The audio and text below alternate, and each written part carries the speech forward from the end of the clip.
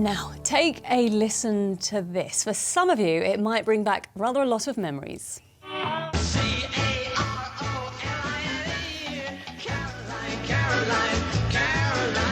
Radio Caroline South on 259 meters in the medium wave band, Britain's only 24-hour major market station. Yeah, not off, mate. Well, if you're like us and you didn't grow up in the 60s, not far off though, that's Radio Caroline, the UK's first pirate radio station. It started broadcasting from a boat off the Essex coast back in 1964, and it drew in millions of listeners, and it kick-started radio's pop revolution. Well, now, almost 60 years on, one of the historic ships that was used by Radio Caroline needs donations to stay afloat, and Russell Hookey is live on board the boat for us now. Good evening, Russell. Tell us more about its fascinating history.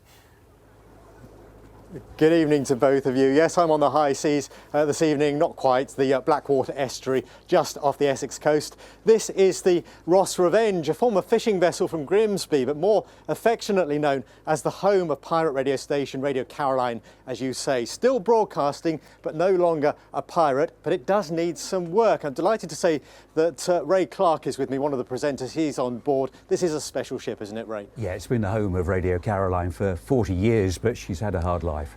Yeah, and now you need to raise some money to ensure that she stays in good condition. Yeah, we've started a crowdfunding campaign at rossrevenge.com, and the idea is to get as much money as we can from those that remember us as a fishing vessel, Caroline supporters, go to organisations like the National Lottery and say, we've got this much, can you add to it? Well, I know it's going to cost an awful lot of money, so good luck with that. No visit to the Ross Revenge will be complete without seeing those famous studios, though, and they are through here.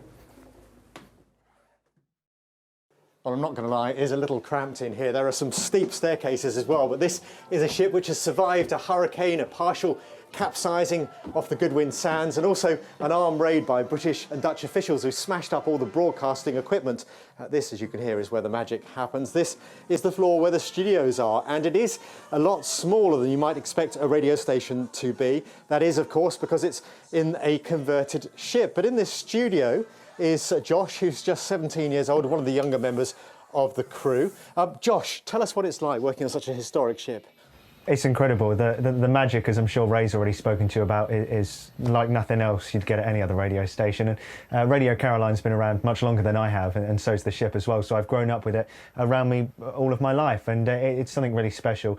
And that's why we're trying to save it and raise enough money to keep the ship and the story and the history alive. So that's what we're trying to do, but it's quite incredible. I know you have plenty to get on with, so we'll let you go. Thank you for joining us.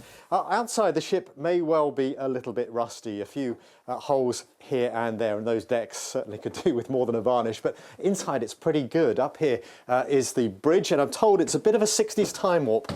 There's nothing I can do, Russell. Have we got no signal?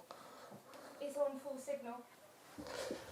Well, they make you work for it climbing up here, Yes, but when you do get on the it is. bridge, you see a fantastic view out across the estuary, complete with all this 1960s paraphernalia on the bridge as well. And this, of course, was the inspiration, along with its forebearers as well, for the film The Boat That Rocks, which came out a few years ago, charting the lives of disc jockeys in pirate radio. That just goes to show how much affection there is for this period of history. It would be a real shame if this boat can't stay as an active radio station and indeed a museum.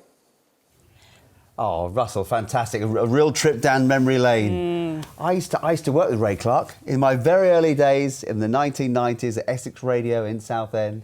And Ray's got the most amazing radio voice. You've worked with everybody, you have. Right. From Ships to Sport now, Andy.